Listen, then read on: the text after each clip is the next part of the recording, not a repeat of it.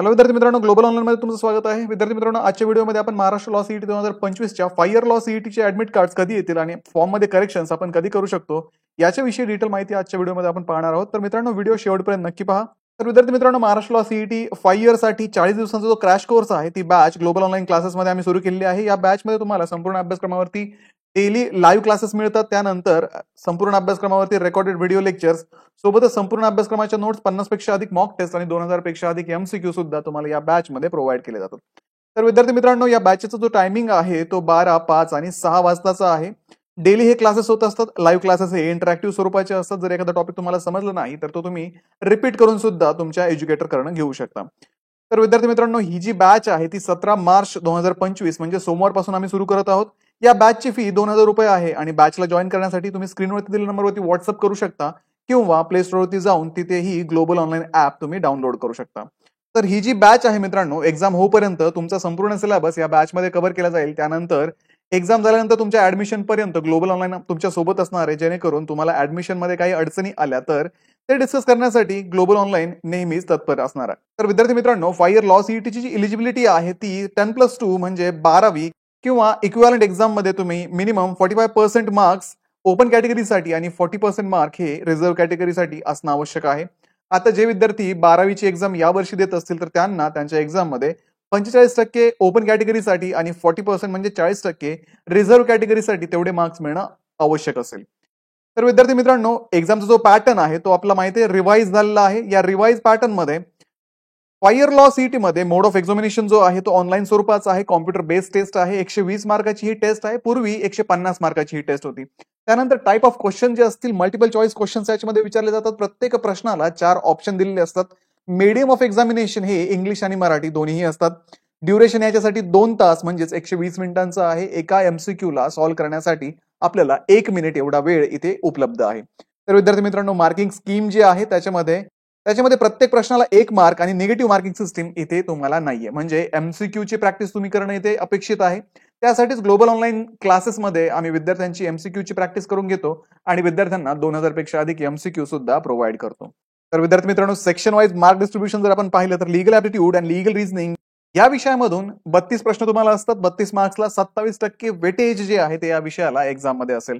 General knowledge with current affairs मध्ये 24 questions असतात. 24 मार्क्सला 20% weightage हे general knowledge with current affairs या सेक्शनला देण्यात येतं.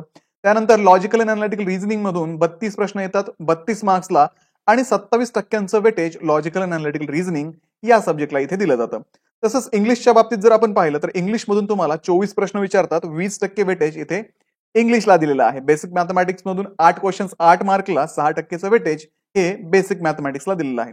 तर विद्यार्थी मित्रांनो, आपण जर पाहिलं तर legal aptitude and legal reasoning आणि लॉजिकल अँड अनालिटिकल रिझनिंग हे सर्वात जास्त मार्काचे सब्जेक्ट तुम्हाला या एक्झाम मध्ये आहेत. तर ग्लोबल ऑनलाईन मध्ये आम्ही हे सगळे सब्जेक्ट जे आहे ते लाईव्ह क्लासेसच्या माध्यमातून तुम्हाला शिकवतो. त्यानंतर या संपूर्ण सिलेबसचे रेकॉर्डेड क्लासेस सुद्धा ग्लोबल ऑनलाईनच्या ऑफिशियल ऍप वरती अवेलेबल असतात.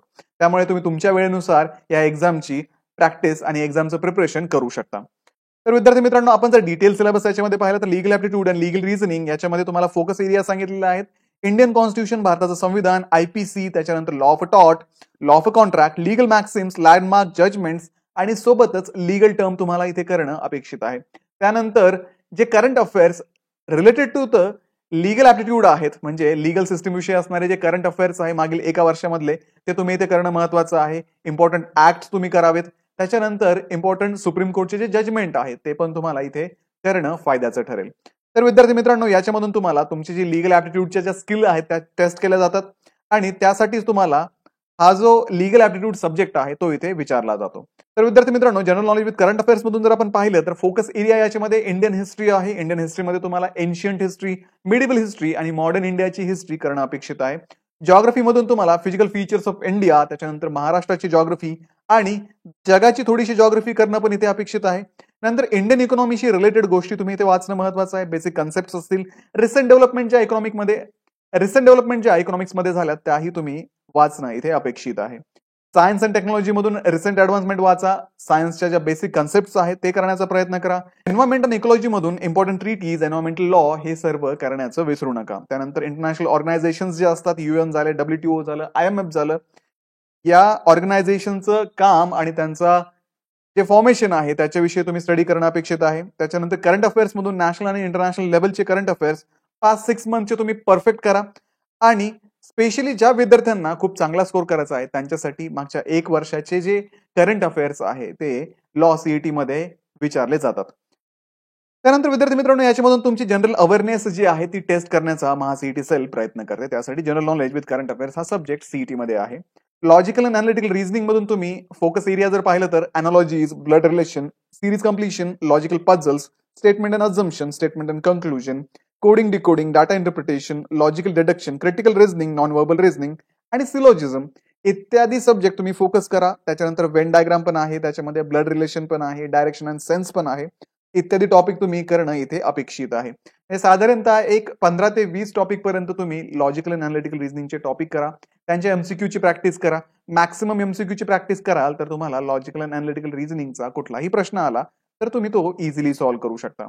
तर विद्यार्थी मित्रांनो, इंग्लिश या विषयामधून तुम्हाला synonyms, antonyms, one word substitution, idiom phrases, ग्रामरच्या पार्ट मधून तुम्हाला part of speech, tenses, subject verb agreement, sentence structure, error detection, passage analysis, inference and conclusion, main idea identification, fill in the blanks, parajumbles अशा गोष्टी English या विषयामधून विचारल्या जातात.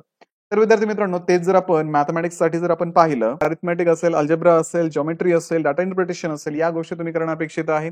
Arithmetic मध्ये तुम्हाला percentage, profit and loss, simple compound interest, रेशन, proportion, averages, time, speed and distance, time and work इत्यादी गोष्टी करा.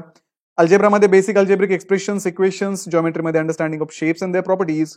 त्याच्यानंतर डेटा इंटरप्रिटेशन मध्ये तुम्हाला data from charts, graphs and tables इत्यादी इंटरप्रिट करावा लागतो. त्याच्यामुळे मॅथमॅटिक्स मध्ये तुम्हाला हे टॉपिक करणं इथे इम्पॉर्टंट असेल. त्यानंतर आपण जर या इम्पॉर्टंट डेट्स जर पाहिल्या 5 इयर सीईटी या संदर्भात, तर ऍप्लिकेशन डेडलाईन जी आहे ती 17 मार्च आहे. 17 मार्च म्हणजे सोमवारी ही ऍप्लिकेशनची डेट जी आहे ती शेवटची असणार आहे. याच्यामध्ये फर्दर एक्सटेन्शन तुम्हाला दिलं जाणार नाही. 3 इयर सीईटी साठी सुद्धा हीच डेट आहे. एक्झामिनेशन डेट जी आहे ती 5 इयर लॉ सीईटीची ती 28 एप्रिल आहे. 28 एप्रिलला 5 इयर लॉ सीईटी घेण्यात येणार आहे. रिझल्ट डिक्लेरेशन जर आपण पाहिलं तर मे मध्ये या सीईटीचा रिझल्ट येणं एक्सपेक्टेड आहे. तर ऍडमिट कार्ड विषयी जर आपण पाहिलं तर जनरली या एक्झामचे जे ऍडमिट कार्ड रिलीज केले जातात ते एक्झामच्या अगोदर 10 दिवस वगैरे रिलीज केले जातात. तर एप्रिलच्या सेकंड वीक मध्ये आपण या 5 इयर लॉ सीईटीचे जे ऍडमिट कार्ड आहे ते एक्सपेक्ट करू शकतो. तर विद्यार्थी मित्रांनो, राहिला विषय करेक्शनचा. आपल्या फॉर्म मध्ये जर काही चुका झाली असतील तर त्याच्यामध्ये करेक्शन कसे करायचे, तर त्यासाठी एकतर सीईटी सेल जी आहे ती करेक्शन विंडो ओपन करेल. त्यामध्ये तुम्ही तुमचे नावं, त्याच्यानंतर तुमचे मार्क्स इत्यादी गोष्टी ज्या आहेत त्या चेंज करू शकता. जसं की बीएड सीईटी साठी करेक्शन विंडो आता मागे ओपन केली होती, तसंच एक्सपेक्टेड आहे की 5 इयर लॉ सीईटी मध्ये आणि 3 इयर लॉ सीईटी मध्ये सुद्धा करेक्शन विंडो सीईटी सेल देईल. किंवा मग करेक्शन विंडोची वाट न पाहता हेल्प डेस्ककडे तिकीट रेज करावं आणि आपले जे करेक्शन्स आहेत ते करून घ्यावे. तर तिकीट रेज कसं करायचं आणि हेल्प डेस्कला कसा कॉन्टॅक्ट करायचा ते मी तुम्हाला यापूर्वीच एका व्हिडिओमध्ये सांगितलं आहे. तर तुम्ही तो व्हिडिओ रेफर करू शकता. त्यामधून तुम्हाला डिटेल माहिती मिळू शकते. तर विद्यार्थी मित्रांनो, हे होतं 5 इयर लॉ सीईटी विषयी डिटेल माहिती. आपण याच्यामध्ये सिलेबस, त्याच्यानंतर मार्किंग स्कीम, तसेच इम्पॉर्टंट डेट्स पाहिल्या. तर मित्रांनो, व्हिडिओला लाईक करा, तुमच्या मित्रांना हा व्हिडिओ शेअर करा आणि अशाच माहितीपूर्ण व्हिडिओसाठी ग्लोबल ऑनलाईनला सबस्क्राईब करा. आणि सोबतच आमचा जो 40 दिवसांचा क्रॅश कोर्सची बॅच आम्ही सुरू करत आहोत, ही बॅच जॉईन करण्यासाठी स्क्रीनवरती दिलेल्या नंबरवरती तुम्ही व्हॉट्सअप करू शकता किंवा प्ले स्टोअरवरती जाऊन ग्लोबल ऑनलाईन ऍप डाउनलोड करून तिथे सुद्धा हा कोर्स तुम्ही परचेस करू शकता. यामध्ये तुम्हाला daily live classes, video lecture, संपूर्ण अभ्यासक्रमाच्या नोट्स, 50 पेक्षा अधिक मॉक टेस्ट आणि 2000 पेक्षा अधिक एमसीक्यू सुद्धा दिले जातात, जेणेकरून तुमची एक्झामची परिपूर्ण तयारी होते. तर विद्यार्थी मित्रांनो, लवकरात लवकर हा कोर्स जॉईन करा आणि आपलं जे गव्हर्नमेंट कॉलेजला ऍडमिशन घेण्याचं स्वप्न आहे ते पूर्ण करण्याच्या तयारीला लागा. तर भेटूया पुढे अशाच एखाद्या व्हिडिओमध्ये. तोपर्यंत एक्झामचं प्रिपरेशन करत राहा. थँक्यू.